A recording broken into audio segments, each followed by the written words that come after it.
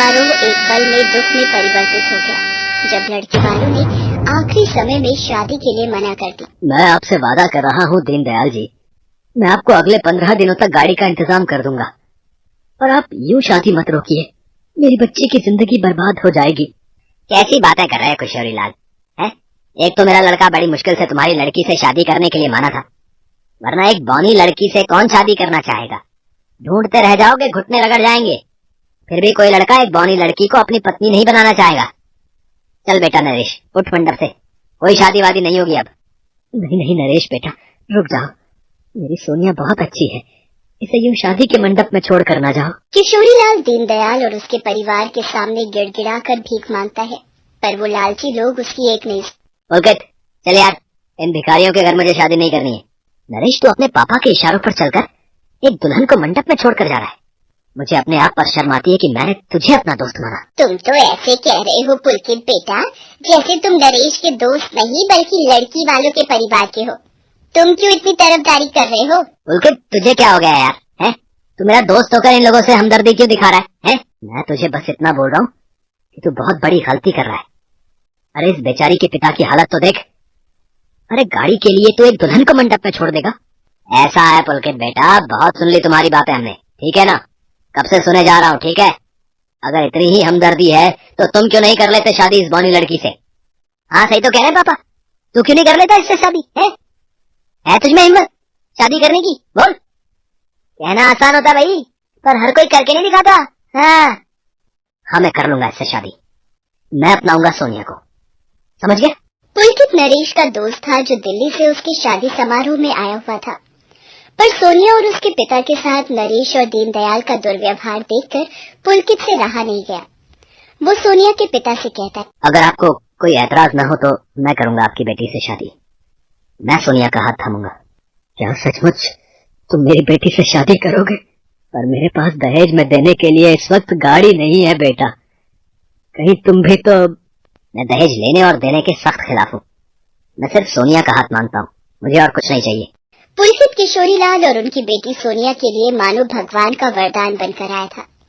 नरेश और दीनदयाल गुस्से में लौट जाते हैं। पुलकित और सोनिया की शादी हो जाती है। पुलकित सोनिया के साथ वापस दिल्ली पहुंचता है। टैक्सी में बैठी सोनिया पुलकित से कहती है, पुलकित मुझे घबराहट हो रही है, आपके घर में सब मुझे बहू के रूप में स्वीकार तो कर लेंगे ना? अरे तुम घबराओ नहीं, मैंने तुमसे शादी की है और उम्र भर साथ निभाने का वादा लिया है, मैं तुम्हारे साथ हूँ। पुलकित सोनिया को लेकर घर पहुंचता है।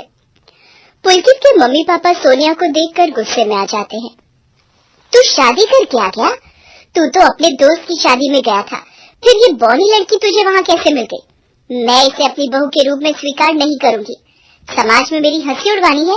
खानदान की नाक कटवा कर रख दी तूने, हर कोई हंसेगा, कहीं उठने बैठने लायक नहीं छोड़ा तूने। तेरी माँ सही कह रही है पुलकित, तूने तो सच में हमारा सिर शर्म से झुका दिया। सुंदर लंबी कदकाठी वाली लड़कियों की कमी थी तेरे लिए, बता? एक से एक लड़कियां लाइन लगाकर खड़ी थी और तुझे ये बौनी लड़की ही मिली थी शादी के लिए। बस बहुत हुआ मम्मी पापा, मैंने जो किया है बिल्कुल सही किया है। आज हम 21वीं सदी में रह रहे हैं, फिर भी हम रंग रूप कदकाठी पर गौर करेंगे, है ना? व्यक्ति के स्वभाव और उसकी कुशलता में सब कुछ शामिल होता है। सोनिया की इसमें क्या गलती है कि अगर उसका कद छोटा है तो? मैं सोनिया के खिलाफ एक भी शब्द नहीं सुनूंगा। मैंने इसे पत्नी रूप में स्वीकार किया है और आप लोग भी इसे अपनी बहू के रूप में स्वीकार कर लें, वरना मैं ये घर छोड़कर चला जाऊंगा। पुलकित गुस्से में अपने कमरे में चला जाता है। उसकी माँ ममता सोनिया पर बरसने लगती है। कलेजे में ठंडक पड़ गई होगी तेरे, हमारे बेटे को हमसे अलग करके ही मानेगी तू। पता नहीं मेरे बेटे पर कौन सा काला जादू कर दिया तुम बाप बेटी ने कि हमारा बेटा ही हमसे छिन गया है। नहीं माँ जी, मैं सब बिल्कुल नहीं चाहती, मैं तो बस आप सबके दिल में जगह बनाना चाहती हूँ। हमारे जीते जी ये कभी नहीं होगा, तू इस घर की बहू कभी नहीं बनेगी, हम तुझे अपनी बहू नहीं मान। बेचारी सोनिया फूट आसपास के मोहल्ले वालों और रिश्तेदारों को जब पुलकित और सोनिया की शादी के बारे में पता चलता है तो सब सोनिया का मजाक उड़ाने लगते हैं। वैसे ममता जी, आपके बेटे पुलकित में कोई कमी थी क्या जो उसने इतने नाटे कद की बौनी लड़की से शादी की? नहीं तो बहन जी, हमारे लड़के को देखो, एक से एक लड़कियों के रिश्ते आते हैं, इतने नखरे हैं। देखने में तो आपका पुलकित बहुत ही सुंदर और लंबे कद काठी का लगता है, फिर उसने इतनी बौनी लड़की क्यों पसंद की? कहीं कोई प्यार व्यार का चक्कर तो नहीं था? अब अपने आप को ही देख लो ममता जी, आप आज भी देखने में हेमा मालिनी से कम नहीं लगती हो। क्या करूं बहन जी, जब किस्मत फूटी हो तो कुछ दिमाग काम नहीं करता। पता नहीं अपने दोस्त की शादी में गया था, वहीं से पकड़ कर ले आया इस मनहूस को। माँ जी, ये चाय और पकौड़े लाई थी, रख दो यहीं पर और जाओ यहाँ से। आपकी नौकरानी कहाँ गई ममता जी? अरे वो अपने गांव गई है। यही सोच लूंगी कि एक नौकरानी की कमी थी, वो पूरी हो गई, कुछ तो काम आएगी। वैसे तो ये बौनी बहू हमारे किसी काम की नहीं है। अपनी माँ की बातों को सुनकर पुलकित गुस्से में आ जाता है और मेहमानों के बीच जाने लगता है। तभी सोनिया उसका हाथ पकड़ लेती है। इतना सब सहने की हिम्मत तुमने कहाँ से आती है सोनिया? तुम जब से इस घर में आई हो तुम्हें एक पल भी खुशी का नसीब नहीं हुआ। अरे मैं यहाँ पर बहुत खुश हूँ, आप मेरे साथ हो तो मुझे और कुछ नहीं चाहिए। मम्मी सुनो, पापा और मैं जा रहे हैं, ये कैश रख लो, 20 लाख रुपए ऑफिस के पैसे हैं, कल सुबह मुझे बैंक में जमा करवाने। अलमारी में रख देती हूँ। हाँ भैया आ रही हूँ, सारे पेड़ों में खाद डाल दी है ना? हाँ हाँ माता जी, अच्छा मैं चलता हूँ। माली को भेजकर ममता दरवाजा बंद करके अंदर आ जाती है। सोनिया उस वक्त अपने कमरे में थी। कुछ देर बाद फिर से दरवाजे की घंटी बजती है।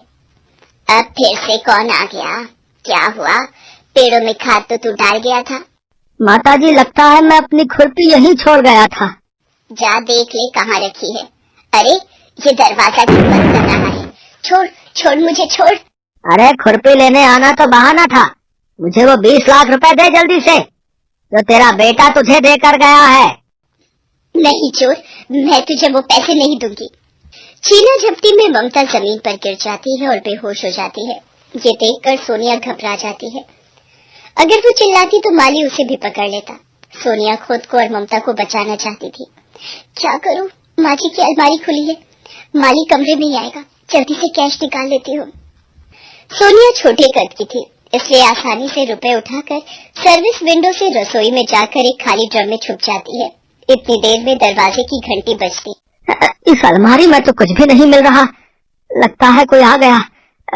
वापस भागना ही ठीक रहेगा वरना पकड़ा जाऊंगा। माली वहाँ से भाग जाता है। ममता घंटी की आवाज सुनकर होश में आती है और बड़ी मुश्किल से दरवाजा खोलती है। पुलकित और उसके पिता ये सब देखकर घबरा जाते हैं। क्या हुआ मम्मी? वो चोर माली को लाया था। वो तो अच्छा हुआ हमारा काम जल्दी खत्म हो गया तो हम वापस लौट आए। क्या हुआ पुलकित? लगता है भाग गया पापा। वो चोर माली मिल जाए बस एक बार, छोड़ूंगा नहीं। मम्मी पर सोनिया का है? सोनिया सोनिया सोनिया तुम इस ड्रम में? वो मुझे उस वक्त जो ठीक लगा, ये आपकी अमानत, आपके 20 लाख रुपए। सोनिया सारी बात बताती है, जिसे सुनकर पुलकित के माता पिता खुद पर बहुत शर्मिंदा होते हैं कि उन्होंने सोनिया जैसी समझदार बहू को कितना भला बुरा कहा, पर आज उसी की वजह से चोरी होने से बच गई। सोनिया के सास ससुर सोनिया से माफी मांगते हैं। माँ जी, बाबूजी, आप दोनों ने मुझे बहू स्वीकार कर लिया।